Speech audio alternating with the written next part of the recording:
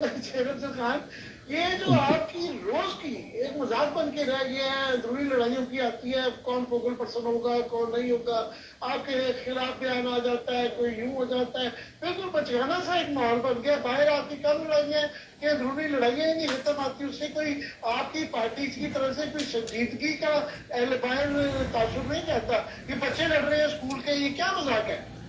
مذاق تو 8 فروری کے بعد شروع ہو گیا، پہلے کوئی تھا نہیں، مل ہی نہیں رہا تھا، نہ بیان بازی کے لیے، نہ ترجمانی کے لیے، نہ سٹرگل کے لیے، نہ جدوجہد کے لیے۔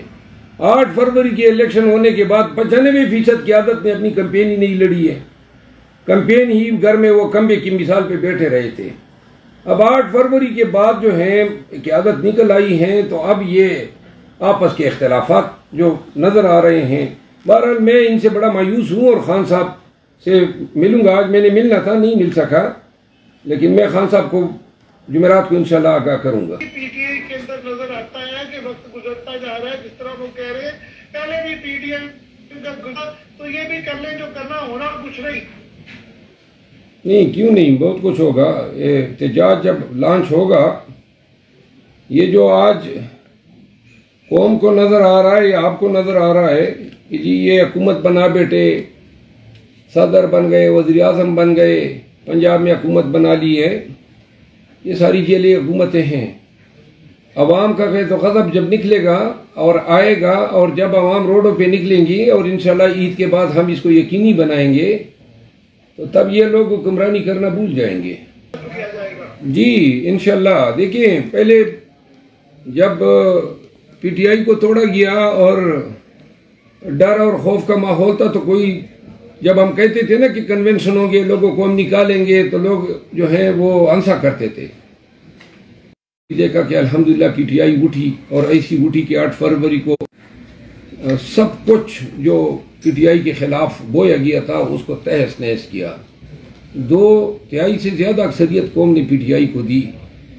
آج اگر میری باتیں جو ہیں ہو سکتا ہے آپ کو یہ ان سے نظر آئے، لیکن عید گزرنے کے بعد جب پاکستان نکلے گا، اور یہ نہیں ہوگا کہ ایک شہر میں ہوگا، انشاءاللہ پورا ملک نکلے گا، اور ایک ایسا احتجاج ہوگا جو پاکستان کی تاریخ میں پہلے اس طرح احتجاج نہیں ہوا ہوگا۔ ہمارے پاس بڑے سٹیکس کم رہ گئے، ابھی تک تو اپوزیشن ہمیں کنسیڈر نہیں کر رہے ہیں، شناخت ہم سے چھین لی، بلا چھین لیا، پارٹی چھیننے کی کوشش کی، ہم سے امیدوار چھینے، ہم سے ہماری لیڈر چھینے، مارا پیٹا، 2 سال سے مار رہے ہیں، ریزرو سیٹیں چھینی، سب کچھ۔ اب ہمارے پاس ٹیک کیا ہے کہ جس کا ہم یہ کہیں گے کہ جی اگر یہ کریں گے تو یہ لوز کر جائیں گے۔ سٹیکس ہمارے بہت نہ ہونے کے برابر رہ گئے ہیں۔ ہمارے پاس واحد راستہ یہ احتجاج اور مزاحمت کا ہے، اور انشاءاللہ وہ عید کے بعد ہمارا ارادہ ہے۔ ہم اس نظام میں فٹ نہیں ہو رہے ہیں۔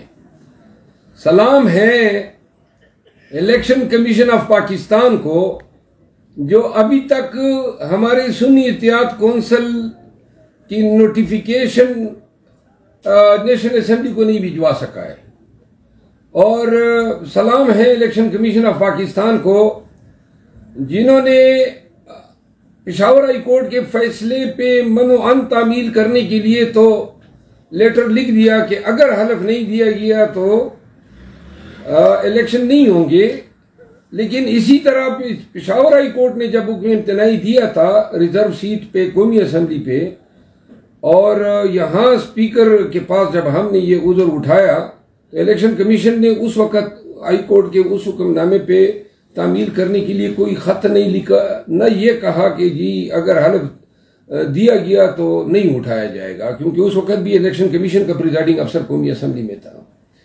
ہماری مثال اب ایسی ہے کہ جو ملک میں قانون، پارلیمان، جمہوریت اور جمہوری اقدار کی بات کرتے ہیں، وہ پارلیمانی سیاست میں ہم سے وہ شناخت بھی چھین رہی ہیں جو بحالت مجبوری ہم نے لی ہوئی ہے سنی اتحاد کونسل کی۔ یہ جمہوریت کی کون سی خدمت ہو رہی ہے؟ بلا چھین لیا، پی ٹی آئی کی شناخت آپ نے چھین لی، آپ نے ریزرو سیٹیں چھین لی، مینڈیٹ چھین لیا، اور حتیٰ کہ اب آپ کہہ رہے ہیں کہ جی آپ کو ہم آزاد رکھیں گے، تو حد ہوتی ہے۔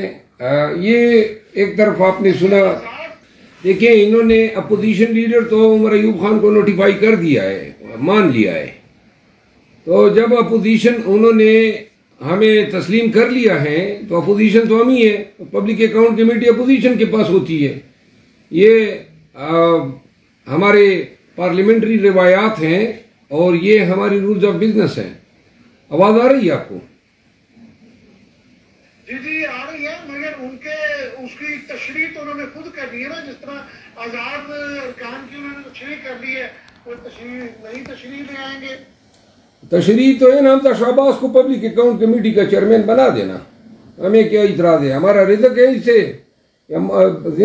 یا یہ پبلک اکاؤنٹ کمیٹی کے چیئرمین اگر نہیں رہتے ہیں تو خدا نخواستہ کوئی رزق چھین لیا جائے گا. ایک نور عالم صاحب جب بنائے جائیں گے تو آپ کو کہیں نہ کہیں تو تکلیف ہوگی. میرا خیال یہ ہے نور عالم صاحب بھی پر تول رہے ہیں، لیکن 2008 13 18 سے تک اور پھر یہ بھی نئی اسمبلی بنی ہے. اصول قاعدہ روایت تو یہی رہی ہے کہ جو اپوزیشن ہوتی ہے اسی کے پاس پبلک اکاؤنٹ کمیٹی ہوتی ہے. اب جس طرح یہ سارے اصولوں کو بالائے طاق رکھ رہے ہیں، اپنی ہی نئی روایات بنا رہے ہیں، تو اگر وہ کسی اور مخصوص شخص پہ مہربان ہیں تو ہم ان کا کچھ نہیں بگاڑ سکتے ہیں.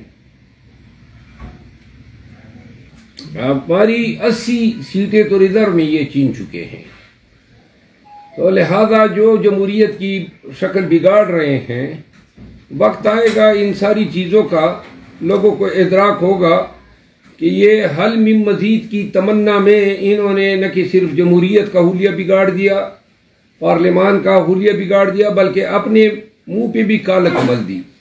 یہ جو آپ فرما رہے ہیں نا کہ جو ملتے تھے، ہم بار بار یہ کہہ چکے ہیں، ہماری بہت ساری سیٹیں بچ جاتی، آج ہم حکومت میں ہوتے، ہم پنجاب میں بھی حکومت بنا چکے ہوتے اگر ہم ڈیل کرتے. لیکن اب مصلحتوں سے ہم بالاتر ہیں. مصلحتوں کے تحت کسی سیٹ کسی کرسی کی لالچ پہ ہم کوئی کمپرومائز نہیں کر سکتے ہیں.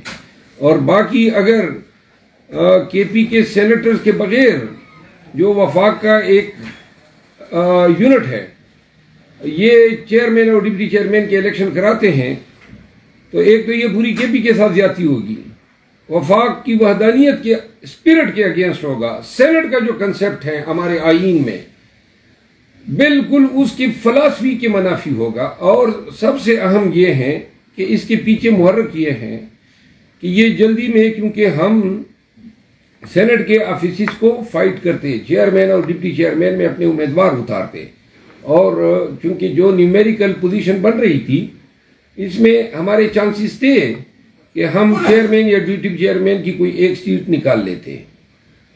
اس کو ڈیفیٹ کرنے کے لیے انہوں نے الیکشن کمیشن کی سہولت کاری سے یہ کام کیا ہے. تو اب یہ ایک عدالت سے جب فیصلہ آ گیا ہے کہ مخصوص نشستیں جو ہیں وہ آپ کو نہیں ملیں گی، تو سونر اور لیٹر ان کو ووٹ کو دینا پڑے گا. کتنی دیر تک لٹکائیں گے آپ؟ نہیں، عدالت نے تو یہ فیصلہ ہی غلط کیا ہے. جو مخصوص نشستیں غلط صحیح وہ ایک علیحدہ بحث ہے. اور بہرحال عدالت کا ایک فیصلہ آ گیا ہے کہ جناب آپ کو نہیں مل سکتی، تو آپ کو جب بھی سونر لیٹر ہاؤس کو کال کرنا پڑے گا. ہاؤس کال کریں گے تو پہلا کام یہی کرنا پڑے گا. دیکھیں ایک چیز عامر متین صاحب آپ سمجھنے کی کوشش کریں، یہ جو مخصوص نشستیں تھی یہ صوبائی اسمبلی میں کسی پارٹی کے نیومیریکل سٹرینتھ کی بنیاد پہ دی جاتی ہے. صوبائی اسمبلی میں جتنے آپ کے ممبران اسمبلی ہوں گے اس کی بنیاد پہ آپ کے منارٹیز، خواتین، اور صوبائی اور قومی اسمبلی میں اس کا تعین ہوتا ہے. یہ ووٹ لوگ دیتے ہیں اس پارٹی کو، اس پارٹی کے نیومیریکل سٹرینتھ کی بنیاد پہ اسی پارٹی کی ریزرو سیٹ پہ لوگ منتخب ہوتے ہیں. یہاں الیکشن کمیشن نے یہ کہا کہ جو ووٹ پی ٹی آئی کو پڑا ہے جس کے نتیجے میں اس نے ریزرو سیٹ بنانی ہے یا لینی ہے، وہ ریزرو سیٹ نون کو دیں.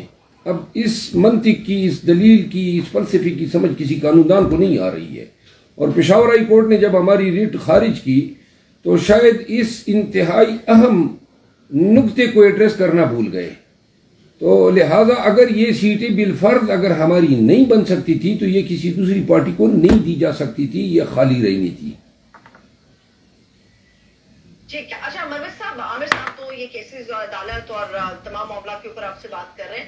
میں ذرا پاکستان تحریک انصاف کے اندرونی معاملات کے اوپر آپ سے بات کرنا چاہوں گی. ابھی پورے 48 گھنٹے نہیں ہوئے تھے کہ عمران خان صاحب کی طرف سے 3 لوگوں کو اپنا فوکل پرسن بنایا گیا تھا. ان میں ایک آپ بھی شامل تھے, عمیر نیازی صاحب شامل تھے, گوہر صاحب شامل تھے. کیا وجہ بنی کہ پورے 48 گھنٹے بھی نہیں ہوئے تو آپ کو اور عمیر نیازی صاحب کو فوکل پرسن کی لسٹ سے عمران خان صاحب نے باہر کر دیا اور دیگر ان کو شامل کر لیا؟ کیا معاملہ ہے یہ کسی نے ویسی غلط خبر اڑائی ہے, اور بدقسمتی سے یہ ہمارے پارٹی کے اپنے لوگ ہیں جو یہ اس طرح کی خبریں اڑا رہے ہیں. شبلی فراز صاحب اور عمر ایوب صاحب کو فوکل پرسن بننے پر میں مبارکباد دیتا ہوں, اور فوکل پرسن ان کو تو بنایا گیا ہے لیکن جو پہلے خان صاحب نے بنائے تھے ان کو نہیں ہٹایا گیا ہے. یہ ایڈیشن ہے, نئے لوگ جو ہیں ہمارے ساتھ شامل ہوئے ہیں, تو اس کو اب یہ شکل دے دی گئی ہے کہ جی گویا ان کو ہٹا دیا گیا اور نئے لائے گئے. اچھا ٹھیک ہے. اچھا مروت صاحب ایک اور سوال وہ بھی آپ سے اس لیے پوچھنا چاہ رہی ہوں کیونکہ یہ ایک ایسا سوال اور ذمہ داری ہے جو آپ کے کندھوں پر تھی. اسلام آباد کے اندر جو آپ لوگ 6 اپریل کو جلسہ کرنے جا رہے تھے, اس کا سراسر جو ذمہ داری تھی وہ بتایا جا رہا تھا کہ شیر افضل خان مروت کے کندھوں کے اوپر ہے. 6 اپریل کو جلسہ کیسے کروائیں گے آپ لوگ؟ 27ویں شب ہوگی, عبادت کی رات ہے, اور موسٹلی لوگ جو ہے وہ اسلام آباد سے باہر چلے جاتے ہیں باہری علاقوں میں اپنی عید کرنے کے لیے. تو کیا تاریخ کے بارے میں آپ لوگ سوچ رہے ہیں اس کی تبدیلی ہوگی, یا پھر ابھی آپ لوگ اس بات پہ قائم ہے کہ 6 اپریل کو اسلام آباد کے پریڈ گراؤنڈ میں آپ لوگ جلسہ کرنے جا رہے ہیں؟ خان صاحب نے باوجود مجھے پاکستان بھر میں احتجاج کے لیے فوکل پرسن مقرر کیا ہوا ہے. تمام احتجاج, جلسے, جلوس, ریلیز ان کو کنڈکٹ کرنا, لیڈ کرنا, یہ ذمہ داری مجھے دی ہے. اور کئی ہم پہلے ماضی میں بہت سارے کر چکے ہیں. 3 ریلیز ایجیٹیشنز ہم نے 8 فروری کے بعد کی. اس کے بعد 8 فروری کے بعد جو ہیں کچھ معاملات میں مجھے مشکلات پیش آنا شروع ہوئی, خصوصاً جلسے جلوس کے حوالے سے, کیونکہ خان صاحب اور میری ذاتی رائے یہ ہے کہ ہماری جو ایمنسپیشن ہے وہ مضمر ہیں جدوجہد میں اور احتجاج میں.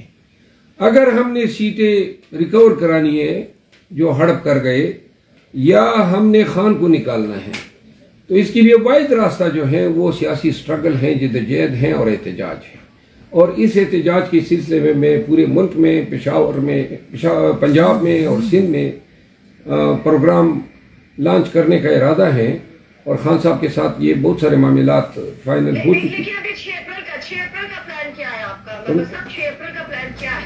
میں آپ کو عرض کروں نا, خان صاحب نے 23 مارچ کی تاریخ دی, اور 23 مارچ کی وہ جلسہ جو تھا وہ اپنوں کی مہربانی سے نہ ہو سکا اور 30 پہ چلا گیا, اور پھر بغیر کسی وجہ کے پھر وہ جلسہ 30 سے 6 پہ چلا گیا بغیر کسی وجہ کے. آج مجھے علم ہوا ہے کہ وہ 6 والا جلسہ انڈیفینٹ ٹائم کے لیے ایڈجرن ہوا ہے, عید کے بعد شاید کوئی تاریخ آئے گی. تو یہ واحد جو کام ہم کر سکتے ہیں وہ